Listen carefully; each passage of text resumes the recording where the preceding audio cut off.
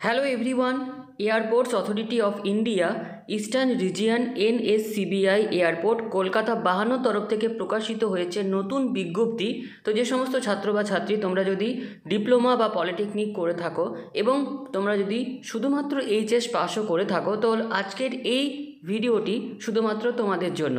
তো ভিডিওর প্রথমেই বলে রাখি যে সমস্ত ছাত্র বা ছাত্রী ওয়েস্ট বেঙ্গল, বিহার, উড়িষ্যা, ছত্তিশগড়, ঝাড়খণ্ড, আন্দামান এবং নিকোবর দ্বীপপুঞ্জ এবং সিকিমের যদি ছাত্র বা ছাত্রী হয়ে থাকো, তাহলে আজকের এই ভিডিওটি তোমাদের জন্য।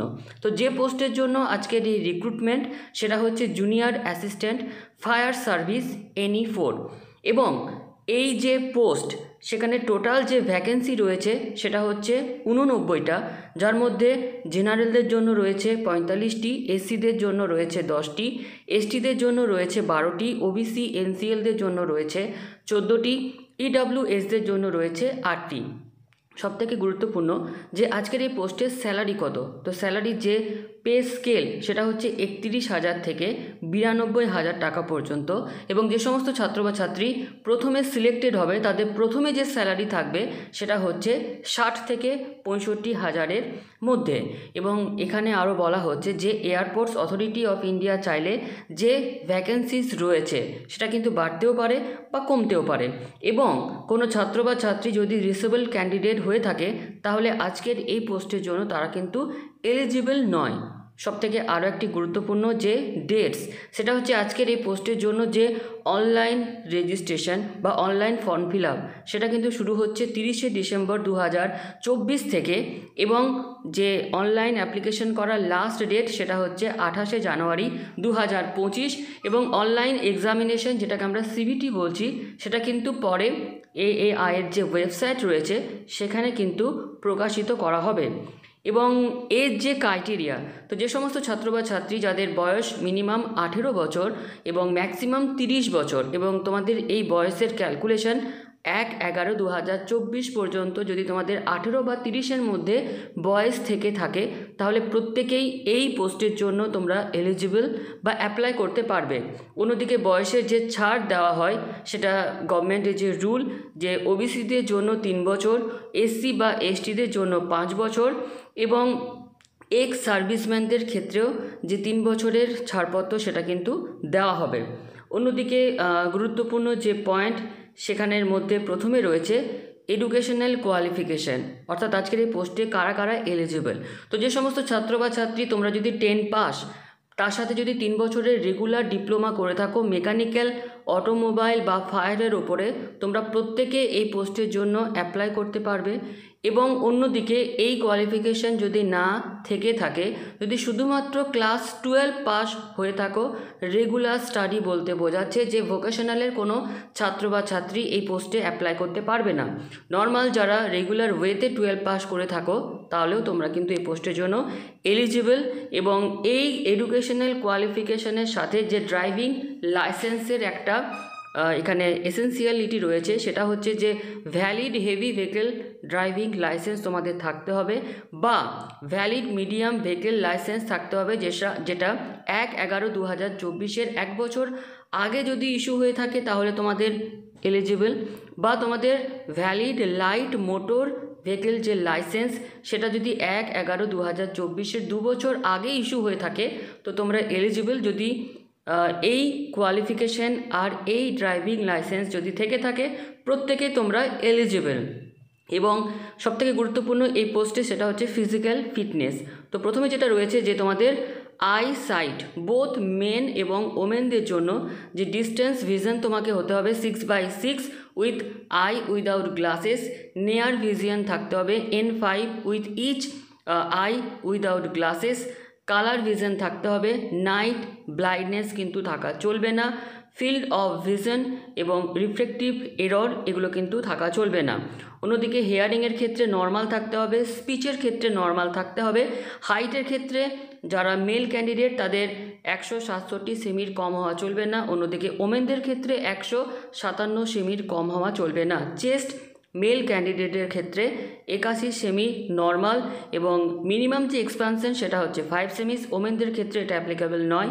ওয়েট মেল ক্যান্ডিডেটের ক্ষেত্রে 55 কেজির কম হওয়া চলবে না। ফিমেল বা ওমেন ক্যান্ডিডেটদের ক্ষেত্রে 45 কেজির কম হওয়া চলবে না। সিলেকশন প্রসেস এবং সিলেবাস।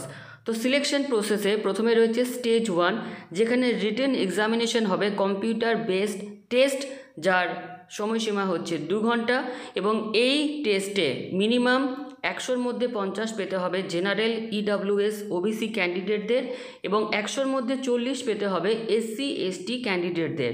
সিলেবাস 50% কোয়েশ্চেন থাকবে subject relating to educational qualification for prescribe post. অর্থাৎ যদি ডিপ্লোমা করে থাকো তাহলে 50% কোয়েশ্চেন থাকবে ডিপ্লোমার ওপরে, সেটা মেকানিক্যাল যদি থাকো মেকানিক্যালের ওপরে, অটোমোবাইল যদি থাকো অটোমোবাইলের ওপরে, ফায়ার যদি থেকে থাকো ফায়ারের ওপরে। যদি ক্লাস 12 দিয়ে অ্যাপ্লাই করে থাকো তাহলে ক্লাস 12 থেকে 50% সাবজেক্টিভের ওপরে কোয়েশ্চেন থাকবে। অন্যদিকে 50% কোয়েশ্চেন তোমাদের থাকছে general knowledge, general intelligence, general aptitude এবং ইংলিশের ওপরে। স্টেজ 2, তো তোমাদের অনলাইন কম্পিউটার বেসড টেস্ট, সেখানে যে সমস্ত ছাত্র বা ছাত্রী তোমরা পাস করবে তাদের শর্টলিস্টেড হবে, এবং শর্টলিস্টেড ক্যান্ডিডেটদের কিন্তু সার্টিফিকেট, ডকুমেন্টস ভেরিফিকেশন করার পর তাদের মেডিকেল যে এক্সামিনেশন, যেটাকে ফিজিক্যাল মেজারমেন্ট টেস্ট, সেটা কিন্তু করা হবে। অন্যদিকে এরপর যে ফিজিক্যাল ইন্স্যুরেন্স টেস্ট, সেখানে কি কি টেস্ট তোমাদের হবে? 100 metre running, casualty carrying test, lifting and carrying sandbag to 50 metres, pole climbing, rope climbing, ladder climbing and descending. এবং প্রত্যেকটা যে টেস্ট সেখানে ম্যাক্সিমাম কিন্তু 20 নম্বর করে থাকবে। তো এই 20 নম্বর তোমরা কিভাবে কালেক্ট করবে? মেল ক্যান্ডিডেটদের ক্ষেত্রে বলা হচ্ছে যে 100 মিটার যে রানিং, সেটা যদি 12 সেকেন্ডে কমপ্লিট করে কোনো ক্যান্ডিডেট, সে পাবে 20, 13 সেকেন্ডে 18, 14 সেকেন্ডে 16, 15 সেকেন্ডে 14, 16 সেকেন্ডে 12, এইভাবে যত সময় বেশি লাগবে তত কিন্তু কম মার্কস থাকবে। Lifting and carrying 50 KG sandbag 50 metres, 20 সেকেন্ডে যদি কমপ্লিট করে 20 নাম্বার পাবে, 30 সেকেন্ডে 16, 40 সেকেন্ডে 12, এইভাবে। পোল ক্লাইম্বিং টোটাল যে টাইমিং 30 সেকেন্ড, ফুল হাইটের ক্ষেত্রে 20 মার্কস, 3/4 হাইটের ক্ষেত্রে 16 মার্কস, এভাবে যত বাড়তে থাকবে সেই বেসিসে কিন্তু এখানে মার্কস থাকবে। অন্যদিকে ফিমেল ক্যান্ডিডেটদের ক্ষেত্রে 100 মিটার রানিং, সেটা তারা যদি 50 সেকেন্ডে কমপ্লিট করে 20 মার্কস, 16 সেকেন্ডে 18 মার্কস, 17 সেকেন্ডে 16 মার্কস, 18 সেকেন্ডে 14 মার্কস, 19 সেকেন্ডে 12 মার্কস, এইভাবে যত সময় বেশি লাগবে তত কিন্তু মার্কসগুলো তাদের কমতে থাকবে। এর পরবর্তী যে গুরুত্বপূর্ণ পয়েন্ট যে আমাদের রয়েছে সেটা হচ্ছে যে যে সমস্ত ছাত্র বা ছাত্রী সিলেক্টেড হবে তাদের প্রথমে থাকছে বেসিক ট্রেনিং, এবং এই বেসিক ট্রেনিংয়ের সময় তারা কিন্তু 25,000 টাকা করে স্টাইপেন্ড পাবে। তারপর তারা কিন্তু নর্মালি যেটা রুল আছে এয়ারপোর্ট অথরিটি অফ ইন্ডিয়া, ট্রেনিংয়ের পর তাদের কিন্তু পার্মানেন্ট এই গভর্নমেন্ট জব তাদের হয়ে যাচ্ছে। এরপর হচ্ছে অ্যাপ্লিকেশন ফি। তো অ্যাপ্লিকেশন ফি রয়েছে এখানে 1,000 টাকা ইনক্লুডিং জিএসটি, এবং এই 1,000 টাকা পে করতে হবে শুধুমাত্র জেনারেল, ওবিসি, ইডাব্লিউএস ক্যাটাগরির ক্ষেত্রে। অন্যদিকে ওমেন, এসসি, এসটি এদের ক্ষেত্রে কিন্তু কোনো রকম কোনো অ্যাপ্লিকেশন ফিস লাগছে না, এবং অ্যাপ্লিকেশন ফিস পে করার পর কোনো রকম কিন্তু রিফান্ডেড এখানে কিন্তু হবে না। এরপর রয়েছে আমাদের জেনারেল গাইডলাইন্স। তো জেনারেল গাইডলাইন্সের সবথেকে গুরুত্বপূর্ণ পয়েন্ট যে এই পোস্টের যে অনলাইন অ্যাপ্লিকেশন সেটা শুরু হচ্ছে 30শে ডিসেম্বর 2024-এ, এবং অ্যাপ্লিকেশন করার লাস্ট ডেট 28শে জানুয়ারি 2025-এ। তো প্রত্যেকটা ছাত্র বা ছাত্রী অ্যাপ্লিকেশন করার আগে তাদের যেন valid email ID, mobile number, scan করা ফটোগ্রাফ, এবং অবশ্যই সেটা 3 মাসের বেশি যেন না হয় পুরনো, এবং সিগনেচার স্ক্যান করা, এগুলো যেন অবশ্যই থাকে। কিভাবে তোমরা অ্যাপ্লাই করবে?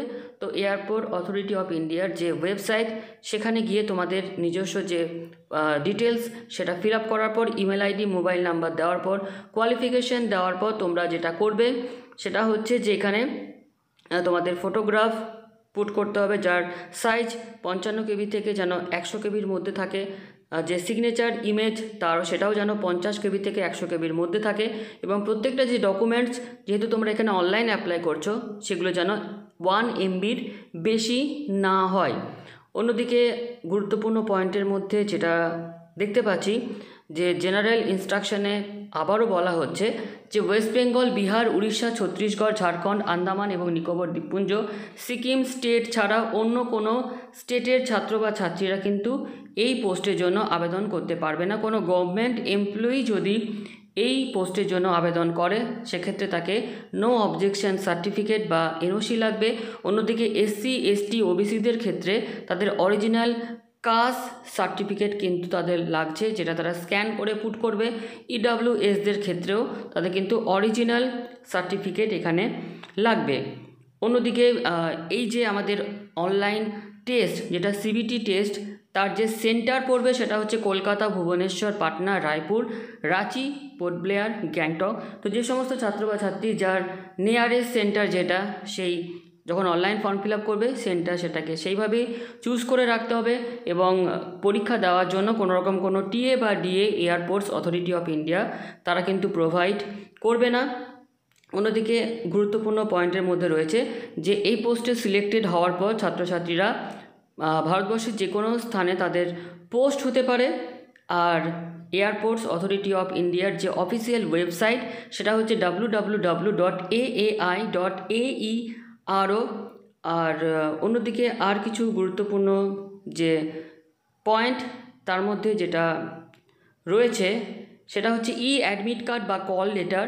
তো এয়ারপোর্ট অথরিটি অফ ইন্ডিয়ার অ্যাপ্লিকেশন করার লাস্ট ডেটের পর পরীক্ষা হওয়ার যখন ডেট অ্যানাউন্সমেন্ট হবে তার কিছুদিন আগে থেকেই ওয়েবসাইটে তোমরা দেখতে পাবে যে অ্যাডমিট কার্ড বা কল লেটার চলে এসেছে। তো তখনই তোমরা কিন্তু অ্যাডমিট কার্ড বা কল লেটার পেয়ে যাবে। তো আজকের এই ভিডিওটি ছিল ডিপ্লোমা ছাত্রছাত্রী বা ক্লাস 12 পাস করে থাকা ছাত্রছাত্রীদের বেস্ট গভর্নমেন্ট জবের মধ্যে অন্যতম। তো যারা যারা এলিজিবল অবশ্যই তোমরা অ্যাপ্লাই করে দিও।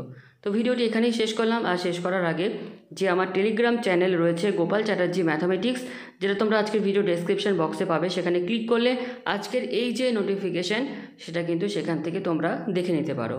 তো ভিডিওটি এখানেই শেষ করলাম। ধন্যবাদ।